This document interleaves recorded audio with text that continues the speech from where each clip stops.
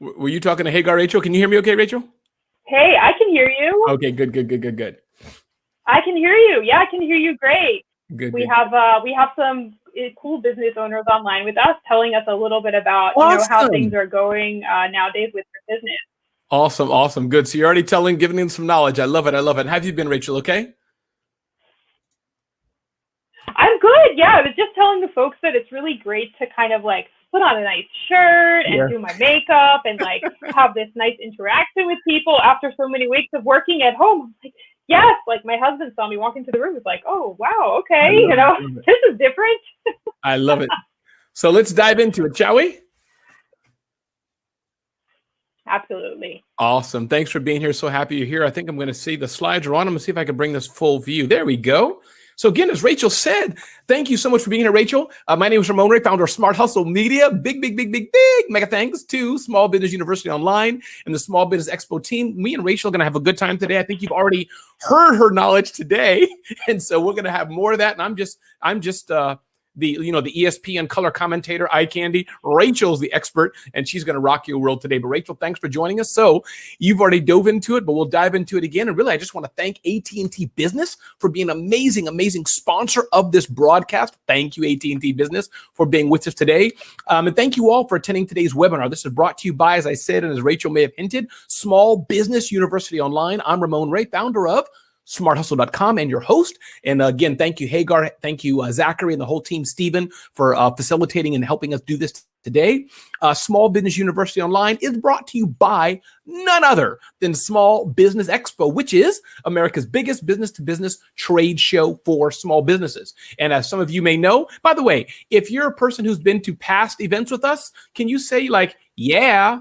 Well, it's hard to say yeah via text, but you'll figure it out. But just say yeah and let us know you've been to past ones. If you're new, put new. Either way, we're going to help you, and it's going to be great time today. I've worked quite a bit with Rachel and know she is a master marketer. And just so the agenda, just to give you guys kind of a overview, I'm going to bring some points out today. I'm going to ask Rachel some points, and she'll share her knowledge and insights. But really, beyond that, we just want to dive into questions. I see a lot of new people, Rachel, if you can see the chat. This is good. Love it. Thank you for joining. And if you have a specific question, you can put that in the chat. But I'd be grateful, be easier for me and Rachel to see it if you put that in the Q&A tab. That'll just be a bit easier. So the Q&A tab, put it in there, and welcome to all you new people. And we see Bernadette says she's new to the small business world. Anastasia says, I'm my first online university, and on. So this is great. We're going to have a good time today. So Rachel's going to share some comments after I do mine. And then I think we're going to dive right into questions. So with that, Rachel, I think a few things just from my perspective, and I think the title of this presentation is Build Your Marketing Machine. As you know, Rachel, I'm a marketer. I've been in marketing for some time, and my big tips are really, but I'm going to turn that over to you and briefly in a minute here, is just I encourage people, especially as we're taping this and talking, put sales secondary. That's my one big tip of the day. Put your sales secondary and focus on building your community, building your fan base, and showing empathy and care to your customers. Once you do that, I think, Rachel, now you've earned the right to gently and empathetically sell and use many of the tools, which I know Rachel and her team really succeed on. So Rachel, I think my first question to you, just to give you some time to bring that out. Many of us here on the call today, I know I am, are very small businesses. But I think all the time we don't want to look or act like we're just small, meaning you guys can't do the work, small, like we rather work with somebody else. So what are your thoughts on that whole aspect with, how can we run a smaller business? Maybe we're working in our basement, but yet we want to possibly maybe work like a bigger companies do. How do we balance that? How do we do that, Rachel?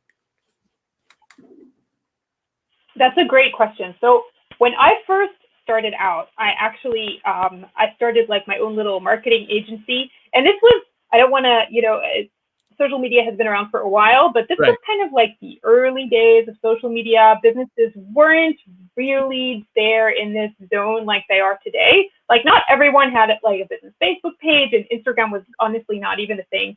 And when I first started out, the first thing I always used to say to everyone I worked with is, nobody has to know. Nobody has to know that it's just, little old you sitting in your basement or writing, even maybe running a side gig and still holding on to your corporate job. Nobody has to know that. People can think that this is a full-blown operation. People can think you have a graphic designer. People can think you have a copywriter. When you're sitting, when it's just little old you behind the screen, there is so much knowledge and so many tools, so many free tools, honestly, on the internet. You can do so much with just, a good set of hands, a good set of eyes. People can think you're honestly like I don't want to say corporation, but pretty big business, solid business with a whole full-blown marketing team behind you. And I think today we're going to dive deep into like what kind of tools you can use.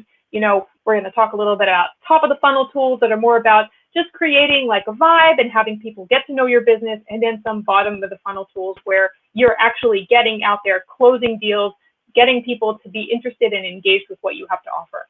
Indeed. And what do you think the balance is, Rachel, from and using yourself working at a larger company, imagining that you wanted to hire somebody? What is that balance between somebody not wanting to pretend that they work at big company X, but not wanting to feel that it's just me in my little basement? So I think what I'm hearing, Rachel, as well, is that the reason why sometimes we struggle with that is because it's the credibility that a small business provides. That's kind of what it is. It's the credibility that a small business, that a larger business provides. The credibility, the trust, we know you can do it. You have the financial backing. So I think that's why oftentimes this discussion comes out. The smaller business, it could seem, are they going to be around next month? Do they have the team that can help us grow? Do they have the security in place? So that's what we're really trying to do. It's the bigger businesses. What they used to say back in the days, nobody gets fired for buying IBM, like they would say in the 60s, because, hey, they're a trusted brand. So is that kind of what we're talking about, how to create that trust, I think? Absolutely. You're basically creating your own micro brand. And this is where it gets really interesting, because when the first initial thought when you're thinking of generating more business, you want to just get pretty straight to the point. You want to be like, okay, this is what I do. This is what I do best. These are the services I can provide. But I think when you talk about building a brand, it's actually so much more than just, okay, this is my product or this is my service. It's the whole story that goes behind it. It's who you are as a person, what you've done, what kind of knowledge you can bring to the table, what kind of people you work with, sharing some of your success stories, maybe even bringing on like a happy customer to share a story and tell like how great the relationship is with your business.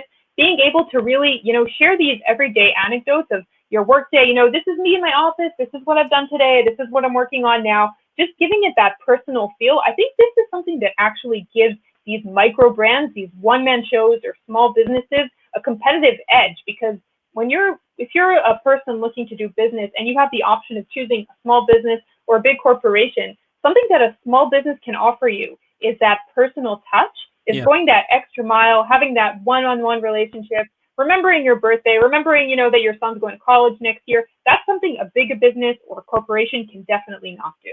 I love it. So let's move again, because I see the questions already coming in. So everybody who's sending questions, keep the questions coming in. We want to send Rachel all the tough questions about marketing. So send them to the Q&A tab. So let's talk about that kind of pillar number 2. There's a lot of free tools out there indeed, Rachel, but I must say, we want to talk about some free tools. We don't even have to mention names if we don't have to, but the point is the principles. But what I want to be clear is, it's okay to invest in your business. Rachel, I'm asked this question quite a bit. Is that, Raymon, what are free tools I can use? Free. But listen, you should spend $10 a month, $50 a month, $100 a month, $200 a month on some tools, because I find that the better tools will give you the support you need. They're upgrading them and have the features that people can use. So hit us with what you have, Rachel. When you think about tools, there's so many, whether social media, video, sales and marketing, CRM, things that Vicita does well. What are some tools that you have to think about? If you had a toolbox, whatever do you think, Raymon? Here's 10, 20 tools that everybody may want to consider having. Absolutely. So I think it depends a lot on what it is you're looking for. I think different businesses have different needs.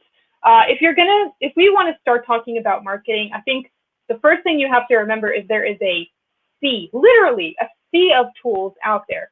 Some of them are great. Some of them are even better. I want to say this, when you look at, like, if you have a specific tool for a particular need, you're always going to be looking at 2 or 3 or 4 or more options of tools that are pretty similar, have their little nuisance, do sort of the same thing. You want to try and stay focused and try and find a tool that is not only excellent at one thing, but is great in a few different things. So you want to try and use as few tools as possible. Try and find tools that kind of help you condense your work. Because the problem is with these applications is sometimes the cost of setting it up is just, spending hours and hours in front of your computer, and then you have to go through the same entire flow for a whole nother app. So you want to try and find apps that work for you, that it's not the other way around, that you don't work for them. You're not a slave to these apps. They actually help you and help your business.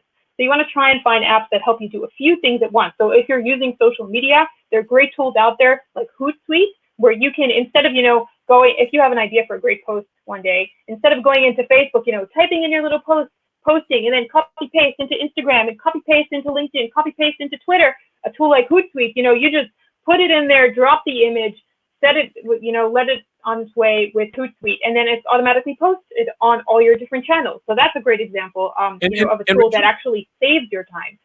And I just want to underline what you said about that tool, because I think half the audience probably uses Hootsuite, Buffer, these tools like that, Agora Pulse, another one. But I think to underline what Rachel's saying, the other half of you are not.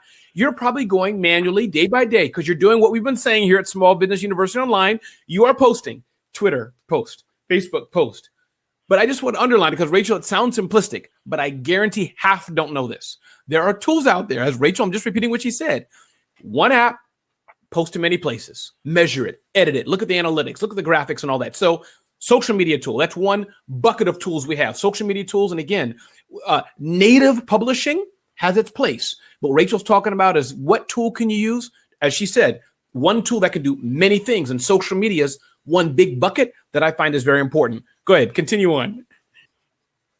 Yeah, so now, working with Vicita has actually been really interesting for me. And it's been an eye-opening experience, because coming from the small business world and running my own small business I've kind of gotten used to having this mindset where you have, your one app for finances and another app for maybe creating invoices, and another app like a CRM to manage your relationships, and then another app to do your marketing, and maybe something else, just like a couple of apps. You keep on getting confused, like, oh, did I save this here? Did I save this there? What I love about Vicita is that you manage your clients, payments, scheduling, basically everything you need on the back end of your small business from one centralized hub. So something I hear a lot when I chat with our users is that when they start using Vicita, they can drop so much of that overhead, so many hours of that. Wait, okay, what's my password for this? Did I do this here? Did I do this there? No, it's all logged in one place. You have all your history. Everything is interconnected. So your invoices are connected to your scheduling. That's connected to your marketing. That's connected to your CRM. So that's a pretty big deal for a lot of our users. And so the rubric of this, whether it's Vicita or other brands, is the aspect of CRM. And again, to educate, many people may be using Excel. Many people may be doing their best to keep it in a Google contact on their phone, right? Or and categorizing it there. We're talking about take it up a bit level and use the power of CRM to segment and tag and et cetera to try to do the marketing functions in one place. Do I have that about right? And if not, correct me. No, that's absolutely. Look, a good old Excel sheet is pretty much like the next, it's the evolution of the Rolodex, with those business cards sitting one next to another. You have to kind of look through it every time, and it's like you find the business card of the person you're looking for, and you're like, oh, who is this person? Where did I meet them? When did I see them last? What kind of services are they interested in? As opposed to, if you had a tool like Vicita or another CRM app where you kind of had the whole history of your interactions with this person, where you met them at the first place, what kind of services they're interested in, what they've purchased from you in the past. You can look and say, oh my God, it's been a month since I've heard from this person. Maybe it's time to drop them a note and see if, they're interested in a new service I have, or maybe it's time to upsell or cross-sell them. You literally have all the information on every person you work with at your fingertips. Got it. So we got social media, we got the power of CRM. Any other tools, Rachel, before we get into two other points, and then I'm going to open up for questions and answers that are your favorite. For me, I'll mention one is video. I'm a firm believer in video. Many people on this list may see my videos. You can go to YouTube, Facebook, Twitter. I do a lot of video. Listen, one tool I like is Magisto, Magisto, but there is so many others. And those who are listening, who are looking for the tools, don't worry. When we have the Q&A, I'll start typing some of the names into the chat so you can see them better, or hear them. When I'm saying a tool, you may not catch the name, but the point is Magisto's one I use. You can edit videos right on your phone. There's Vimeo, of course. YouTube has its own video tool. So there's so many, but I think whichever tool you're using, Rachel, for me, I think video humanizes and personalizes your brand. So that's video. Any other tools that are your favorites that we should know about? Any other, and even if you don't have the name for the segment, social media we talked about, CRM we talked about, video I just mentioned. Are there any other segments that you can think about we should know about? Something important to keep in mind is you need a good, if you're going to do, if you're going to go on social media, if you're going to send email campaigns, you need a strong graphic design app to support that, because, anyone can just, hop onto Facebook and write a post. But if you want people to really stop in this busy feed where it's, full of pictures and things happening so fast, you have to have a strong, compelling visual to go along with your messaging. Especially if you're already invested in creating a logo and a certain look and feel for your brand, you really want to broadcast that to the world. So you want to try and create visuals to go with every message you post on social media and email. And I actually love Canva. Canva is fantastic. I mean, the free version is great. And then the premium version is not that expensive, and you can do so much from it. I mean, I know I am not a graphic designer. I've never used Photoshop in my life, but sometimes I look at the stuff I make on Canva and say like, wow, that looks pretty good. This could be in like a magazine.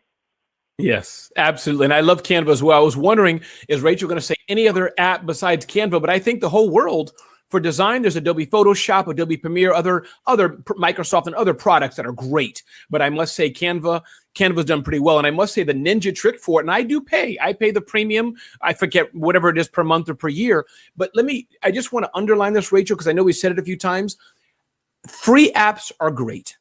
Use free when you can. We all want to save money. But why do I pay for Canva or other tools? Many CRM tools, they're not free. You pay a monthly fee. But I must say for Canva, for example, the premium one, it comes with better graphics, better images. I can lay out automatically, things like that. So for me, again, if you don't have the money, you don't need it. I see Barbara D saying Canva is awesome. So my point being is that for sure we want to save money. But even pre-COVID and when things were a bit better, Rachel, people were like, oh, I want it free. So let's jump, if it's okay with you, Rachel, to the aspects of funnels. I think it's important. And again, I call these ninja tricks, as it were, Rachel, but I think things we need to know as smaller businesses to up level our marketing. So just take a minute to help us understand, what does funnel mean and why do we have to know about it? Why is it important?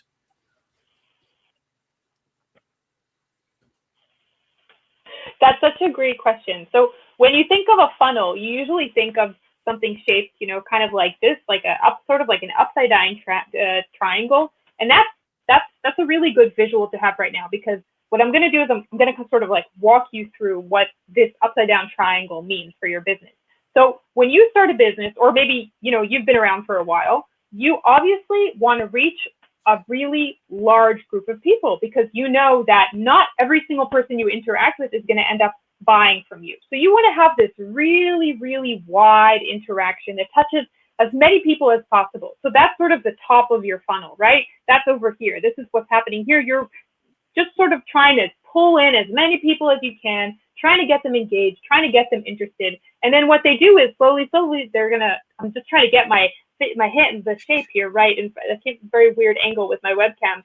So trying to travel down the triangle. So slowly but surely, the people that aren't relevant to your business, the people that are just going to waste your time or never buy from you, they're going to trickle out. That's why the funnel gets narrower and narrower as you continue the relationship with these people, till you reach the bottom of the funnel, which is your conversion point. This is where the people that have engaged with you on social media, or responded to your emails, or maybe picked up your flyer on the street or saw your billboard, are actually going to make their first purchase with your business. They're going to be transformed from what we call a lead to a paying customer. And that's definitely not where the journey ends, because marketing to your existing customer base is a whole world to itself. But when we talk about funnel, we usually talk about that process.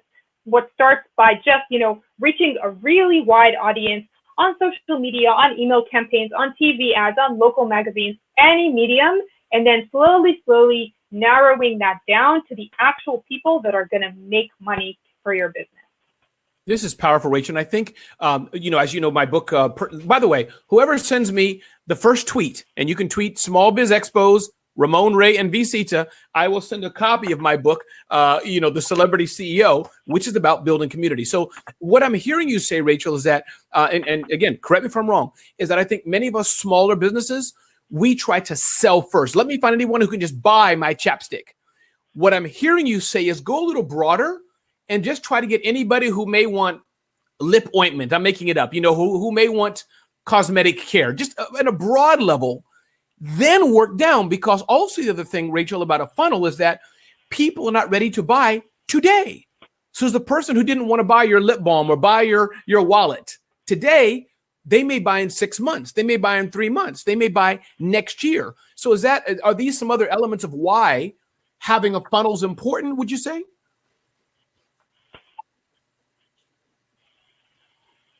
I'm sorry, you're breaking up just a little bit. Can you repeat the last 5 seconds of what you just said? No problem. Are these some of the reasons why having the funnel is important? Is because people are not ready to buy all the time immediately. Are these some of the reasons why?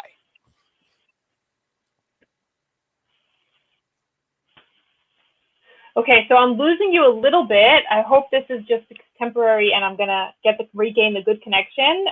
But I think if I'm hearing what you're saying, and correct me if I completely misheard what you just asked, but if you're asking if the need to reach a sort of really broad audience is because not everyone is ready to buy from you, today. So absolutely, when you run a business, so you want to, the end goal at the end of the day is to have this sort of continuous trickle of leads. You want to have this continuous stream of people that are interested in what you have to say, interested in what you have to sell, that just keep coming and coming and coming. And what you want to do is you want to create like a community of people that might not be, ready to buy from you just yet. Maybe they're still working with someone else, or maybe they're just like not even really interested in your services at this given time, but they know who you are, they know what you do, they're sort of interested. And when the time comes for them to convert, when the time comes where they will need a service provider like you, boom, that's when they come to you. That's when, they don't even think about going to your competition because they've been following you on Facebook for a while,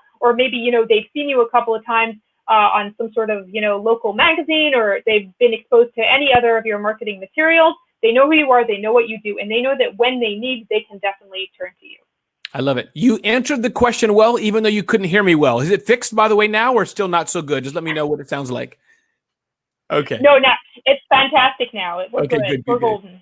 You answered it well. So good. Let's move into, I think there was one other point before we dive into Q&A. Yeah. So anything you want to talk about, Rachel, then we'll talk about, then we'll move to Q&A. The performance measurement, I know, is a big, important part of what small business owners should do. Having the funnel is one thing, but measuring is another thing. Touch on that, why it's important, what we need to know, and then we'll dive into some of the questions that have come in. Absolutely. So you need to really think in terms of ROI and return on investment, because you can be doing, we just talked about so many things that you can do online and so many great ways to spend your money online. And there are so many tools, so many channels that you can use to do your marketing. At the end of the day, you need to be able to say, all right, this is what I actually paid to strike this deal. This is what I pay to bring this customer. So it sort of works differently for every business, but what you really need to do is sort of calculate, okay, what is a customer worth to me? Do I sell products that are worth $5? Do I sell products that are worth $500? Do I sell products that are worth $5,000? Because if a deal to you is $5,000 and you're spending, say, I don't know, $700 on Facebook advertising or any kind of other media placement, it might be worth it for you to continue spending that money because it's really enough for you to strike a handful of deals, and that's already more than worth it. But if your product costs $1 and you're spending thousands of dollars every month and getting, I don't know, hundreds of conversions, you're probably not using the right tools. So I think at the end of the day, you really have to have a good understanding of what a deal is worth for you, how much you're spending, and how much, it's worth it for you to continue spending. And a good tip here is to use some sort of visual tool that helps you not only, crunch the numbers in your head or on a little piece of paper, but something like a dashboard, something with graphs, something that shows you the performance of your marketing activities over time, how much you're spending, and how many conversions you're getting. So say a good way, if you're an appointment-based business, a good way to track this is, how many appointments have I had this month? Did I have more than the month before? Did I have less than the month before? What did I do that was different with my marketing? Maybe all of a sudden, this quarter I started sending emails to all these people that might be interested in my services, and boom, look at how my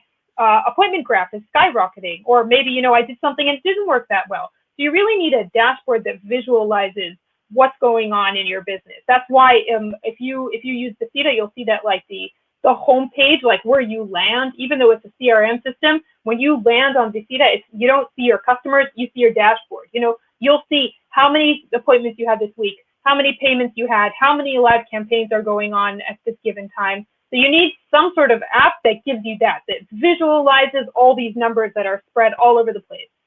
I love it. Awesome. Awesome. So let's dive into the many, many questions that are coming in, and we'll see how we can do. We'll have about 20 minutes to go, 25, 30 minutes. And again, thank you so much, Rachel. Don't forget, everybody, tweet, tag at vcita, tag at Raymon Ray, tag Small Biz Expos. Let people know you're listening to us and that you're enjoying this and that you appreciate the Small Business Expo team. So Rachel, Heath asks, this is a very broad question, Rachel, but how can I become a better brand specialist? Now, Rachel, you and I have been doing this for however many years. We're marketers. We do this for our job, for a living. This is the world we're in. For many smaller businesses, that's not what they do. They're making clothing, whatever they're doing. So any tips overall on how smaller businesses can just be better at building their brands? Where do they begin just to learn a bit more and be a bit better? Not that they want to do it for a living like we're doing, but they can be a bit better.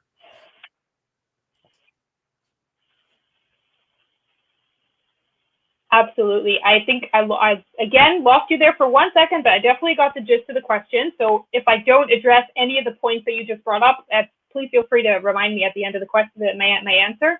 So the thing about branding is that you can really just have fun with it. You have to bring yourself to the table, bring your business to the table. If you look out there, you'll see there's probably a bunch of other people doing exactly what you're doing, maybe even in your area. So you have to try and think, what is unique about me?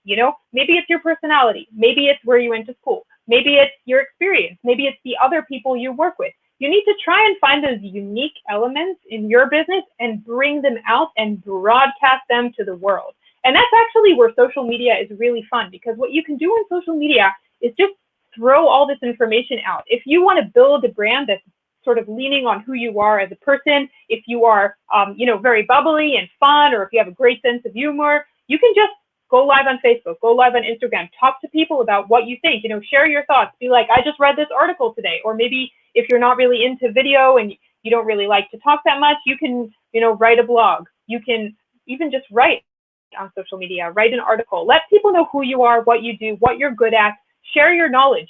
Very often you forget that the other people in the world don't have that knowledge in their head. They don't know what you know. So they can really benefit from some of the things that to you seem, so obvious. You can help them, you can become like an authority on what you do. So if you are, I think I didn't catch if the person asking the question said what he does or what type of business he does, but it doesn't really matter, because at the end of the day, you can just become an authority on whatever you do, whether it's, healthcare, fashion, cleaning, legal, finance, anything in the world. You just become the person that people want to listen to. Become the person that people that have a question will go right to, even if it doesn't really lead to any business at the end of the day, because that's what building a brand means. It's about being an authority, being an expert on what you do. I love it. You answered the question well, Rachel. And again, a shout out to Goatum, who's a small jewelry manufacturer in India. Thank you, Anastasia, for being here, talking about her business. And Melinda and so many others are here. Darlene and Ankit and T. So thank you all for being here. We got time for a lot more questions. So thank you all. Okay. So Jennifer says, I'm just starting out in an online training business, online personal training. I don't have a lot of capital to spend on advertising. What should I do? So Rachel, I'm going to make the question a bit bigger. Should she focus on advertising online? Should she do a content campaign, which, as you know, can take a bit longer? So help us understand the broader question. Jennifer's just starting out, personal training business. advertising, but she has a small budget.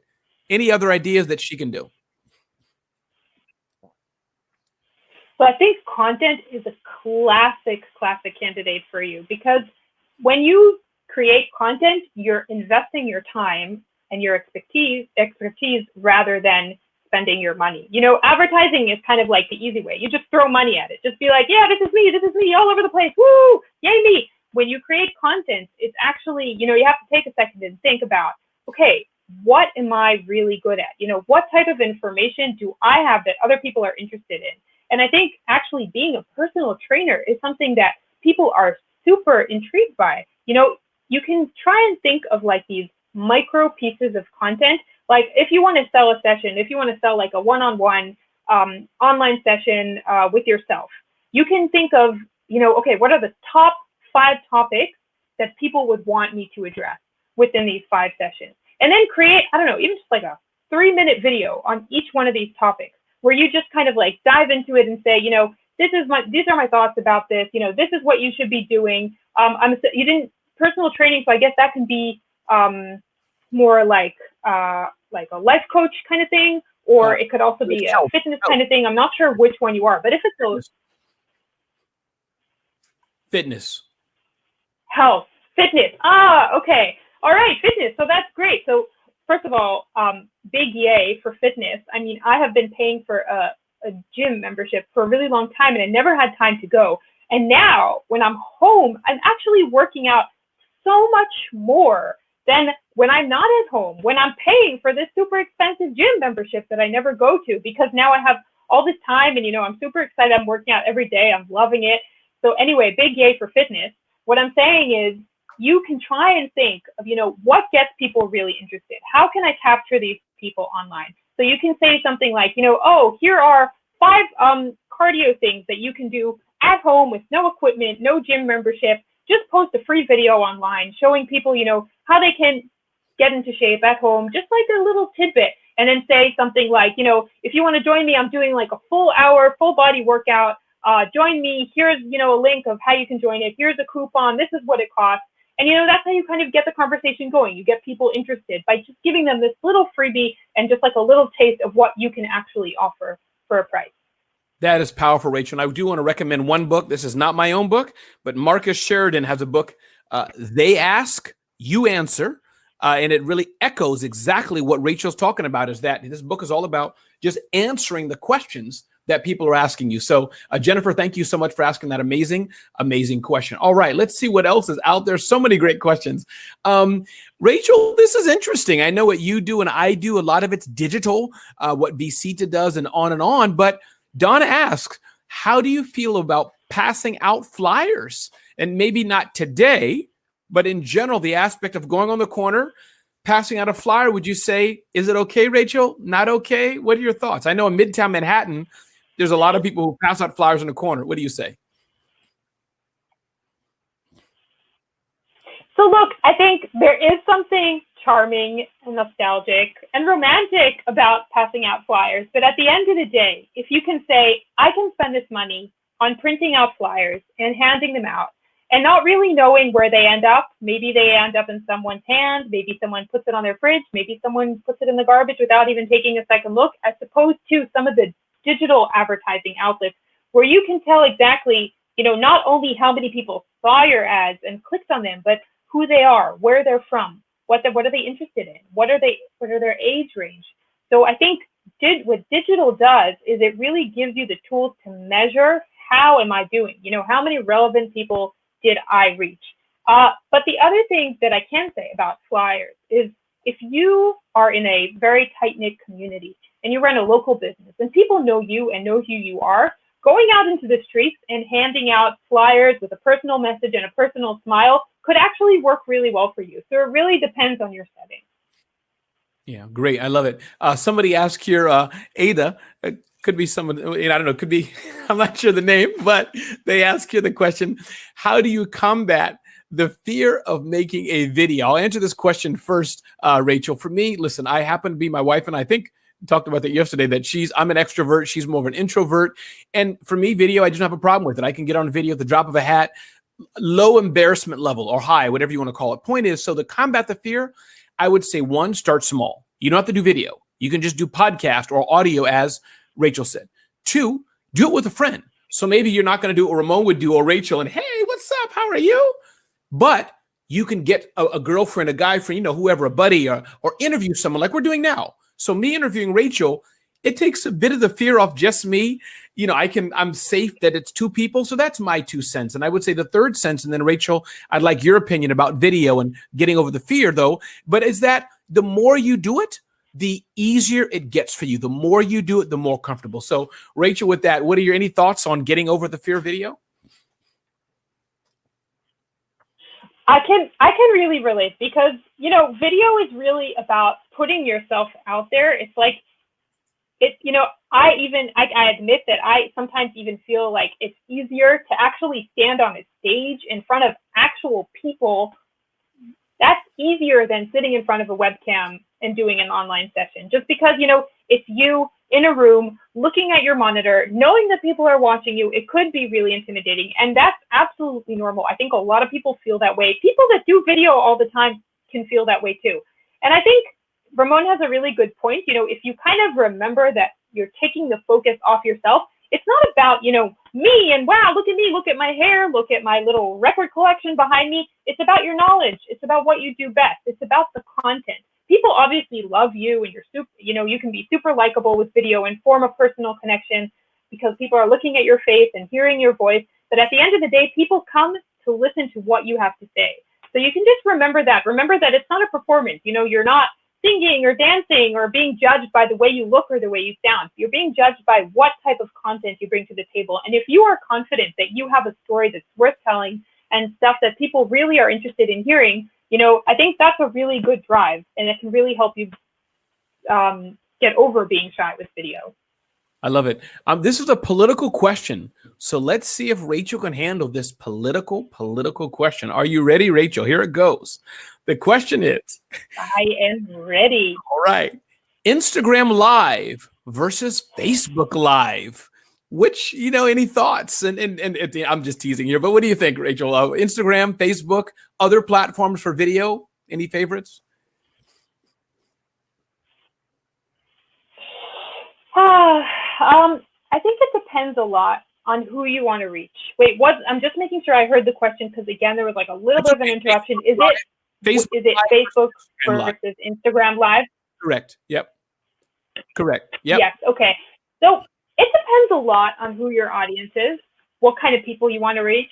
I think Facebook is still, and this is really shifted, I think, over the last year or two, because Instagram used to be this really young and hip kind of platform for like millennials, and I'm saying millennials are like in their 30s by now, but for super, young and hip people, while Facebook was like the more established, run-of-the-mill platform with people for all ages. But I think actually over the last year or two, Instagram has really gone mainstream. I know my mom is on Instagram. I think Instagram has a really wide range of in terms of audience.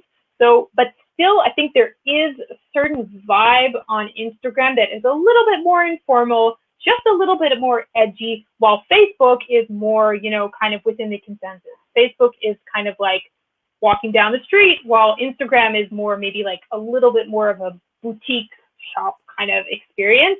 So it depends a lot on who your people are. What kind of people are you trying to reach? Do you have a younger audience?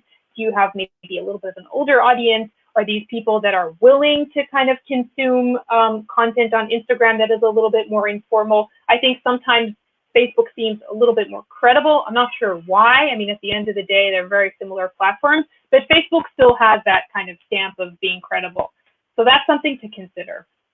I love it. Awesome, Rachel. Thank you. You answered the political question very well. Is it necessary? Is it necessary to be the face of my business? It appears that so many are focused on selling themselves, photos of the owner, etc. I'm going to take a stab at this, Rachel, first, if I may. And I think, listen, you don't have to be the face of your business. But I do believe that as smaller business owners, as very small business owners, a lot of it's us.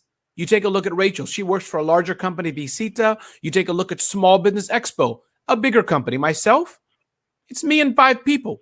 It's really about me and who I am. So that's my 2 cents. You don't have to be the face of your brand, but I think it may help. So again, Rachel, the question, do you have to be the face of your business or not? What do you think?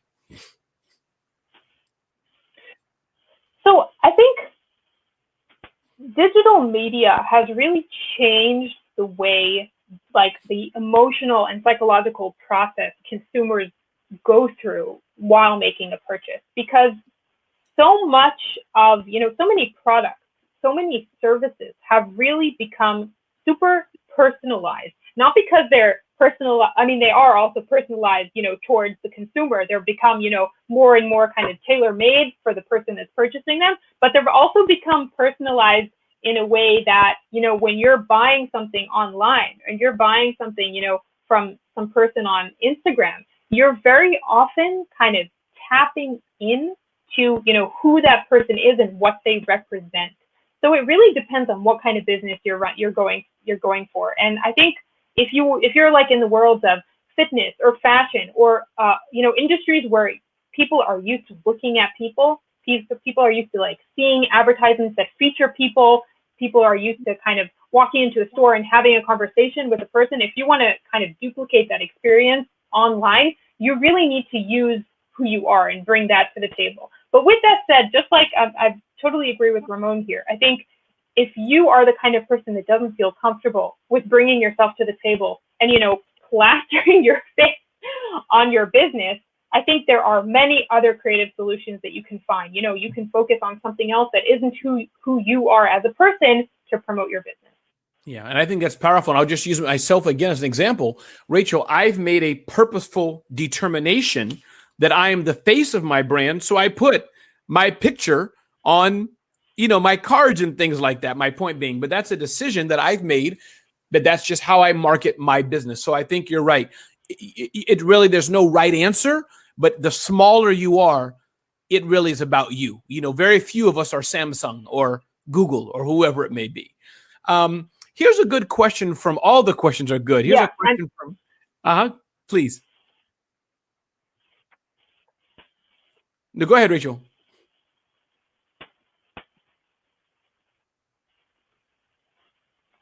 Wait, I'm so sorry. I think I lost you there for a second. No, that's okay. Can you still hear me? It's okay. If not, it's okay. We'll roll on. Can you hear me okay?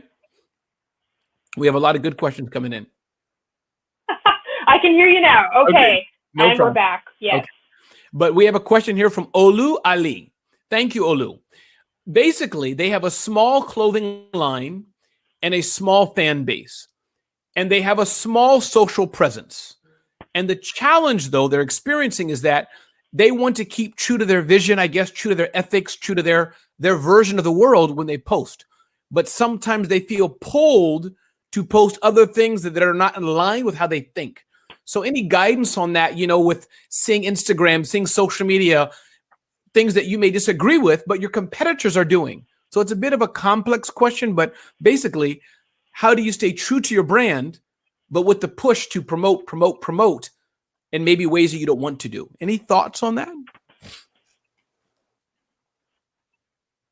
So that's a fantastic question, because it really does, this whole online social media thing really raises a lot of questions about integrity. When you have these influencers that are talking about products that they're obviously getting paid to talk about, or giving these recommendations where you're not really sure if, is it really a recommendation, or are you just getting, $5,000 to name drop that brand while, you're doing this video?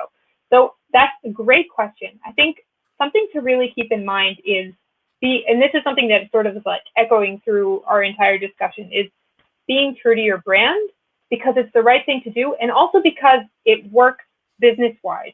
If you have a certain, set of a certain ethical code or certain morals that you believe in, certain ideas that you stand behind, that should definitely be something that you push as part of your marketing campaigns. That should be part of the language you speak, your marketing language. And if you see something that isn't aligned with what you believe in, with what your business stands for, I think you should definitely try and stay away from, using those kind of marketing activities, even if they seem profitable at first. because down the road, that's exactly the kind of thing that someone could look at and say, you know, wait a second, I thought this brand, you know, stands for X, and now I'm looking at Y. So I think holding on to what you believe in, it's not only, you know, the right thing to do, it's also what sort of will navigate your business through this sea of marketing options. So in my opinion, it's definitely worth to stand behind what you believe in, business-wise as well. Yeah, this is important. So Joe asked a question, and I love the variety of questions that we're getting here.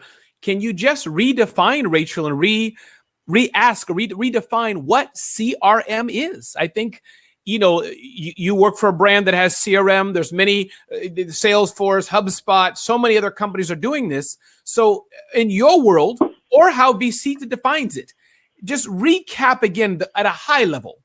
What is CRM?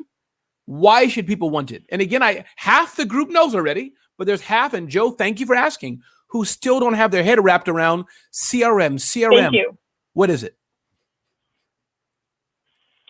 So that's a fantastic question. And let me just say, you know, no question is a bad question. When I was little and, you know, I used to come home, my mom never asked me, you know, what did you learn in school today? She would always ask, what questions did you ask today? Because asking questions is just the way to learn. And if you're on an online session like this and they keep on repeating this word CRM, CRM, CRM, and it's like, what are you talking about? The right thing to do is definitely to drop that question and ask what it is. And there's no shame, and that's fantastic. Thank you so much for asking. So CRM can stand for either client record management or client relationship management. And those are actually very close terms, because at the end of the day, what a CRM is an application, a system that helps you manage better relationships with the people you work with. So it's basically a place for you to come back to at the beginning or start your day with every morning, looking at, okay, these are the customers I'm meeting with today. This is who they are. This is what they do.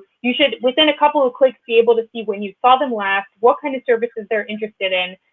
The CRMs I recommend are CRMs that are also in sync with all your other business functionalities. So you should be able to see, you know, not only the dry information like, oh, what is this person's name? What is their phone number? What is their email? You should also be able to see, does this person owe me money? You know, when is the last time I met them? What did they purchase from me last time? When is the last time I sent them an email? What did it say? All of that necessary information about every single person your business works with put together in one place, that's a CRM. So a CRM like Vicita works on a client card base. So each client would have a client card with their dry contact information together with business information like if they owe you money, a history, you know, of their recent transactions, a history of the correspondence you've had with them recently. I hope that answers your question. No, for sure. And listen, the reason why I want to underline this, I'm not selling you anything here. Yes, we work with brands and there's Small Business Expo and all these things, but I'm telling you, whatever service provider you choose, CRM, which is this geeky term, will transform your business, especially in times like this when all of us are hurting. It's one of the only ways you can systematically go back and market to your customers, to go back and reach out to your customers, to go back and just say, hi, I'm here for you, or happy birthday. So we'll take about 5 minutes of questions, Rachel. We'll keep going on here, but I know it. Thank you for joining us. It's been so good, but we have a few more questions to do. And those who didn't get your question answered, absolutely, feel free to email me, Ramon@smarthustle.com. Rachel, we're going to try to get Rachel to reach out to you, and you can definitely find her at vcita, VCITA, but we will make sure that there's some connection here. So let's see. So many good questions here. This is interesting. Dr. Cassandra asks, how long should your demonstrations be on Facebook or Instagram? I guess the basic question is, if you're doing a video, Rachel, any idea? Should it be 30 seconds? Should it be 30 minutes? I don't know.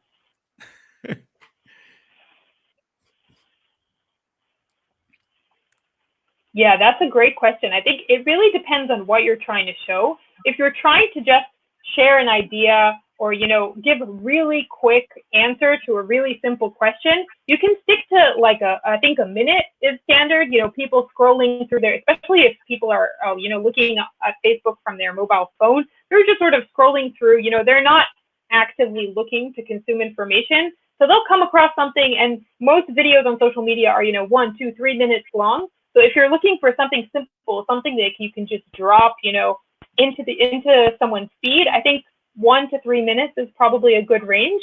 But then if you're doing something that's, more elaborate, something like an online course or a live stream where people will actually actively register for, or, if you're doing something where you're going to advertise, oh, every Monday I go live on Facebook and talk about, whatever's on my mind, people will wait for that and anticipate it and know that on Mondays at 10 o'clock in the morning, you go live, and they'll be there and interested in hearing what you have to say. Then they have more of what we call an intent. So in that case, these live broadcasts can go up to an hour easily. Absolutely wonderful. Let's see here. Wow, going to get 1 or 2 more questions in here, Rachel, and thank you. Okay, here's an interesting one. So the question, Rachel, from Gautam: should you create your own website and promotions and etc., or use a platform like Shopify, or I think Vicita does e-commerce as well, or others? It's interesting. When do you know to build it yourself, which is doable, or use an existing type of service that's already out there? Any guidance on that? And it may depend on what you're doing, but however broadly you wish to answer it. Doing it yourself versus using an existing platform. Any guidance on that?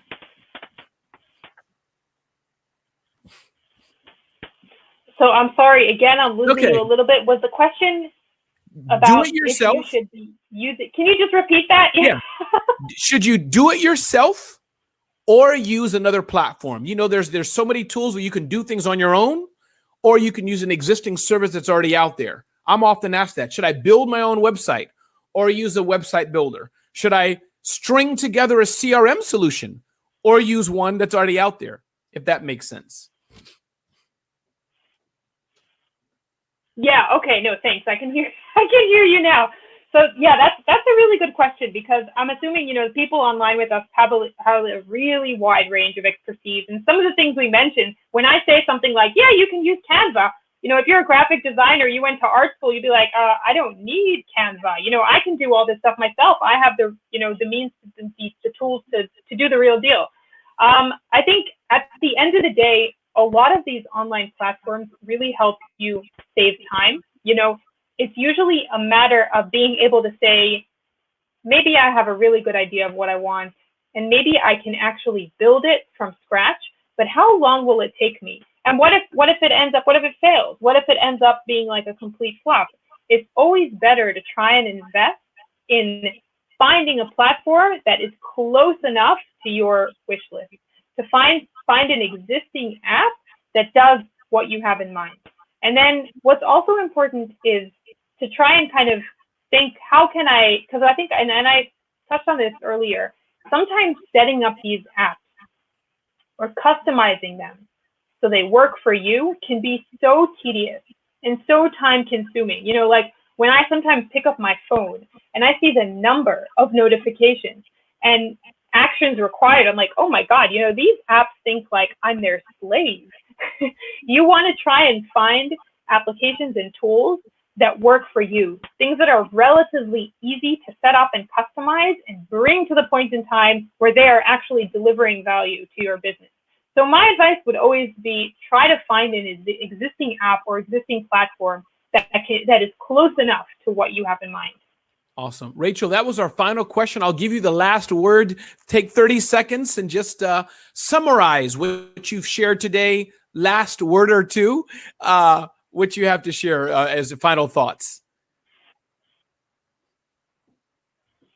Yeah, sure. So first of all, thank you so much for having me today. This was great fun. Thank you guys for posting these fantastic questions.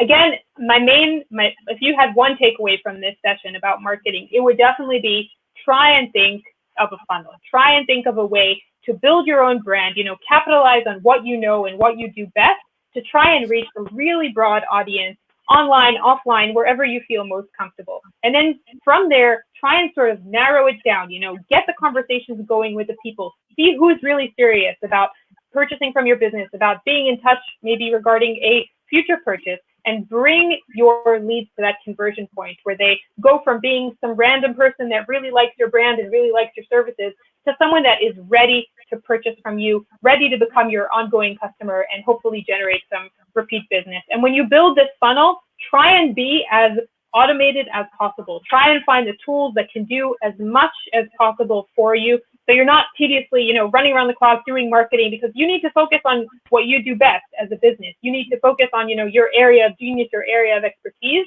And when you choose those tools, try to find tools that are condensed. Try to find tools that do as much as possible for you within one platform. And that's, again, why I love Vicita and I love working for Vicita, because I know when I see how businesses are able to use the same platform to manage clients, appointments, payments, marketing from one centralized hub.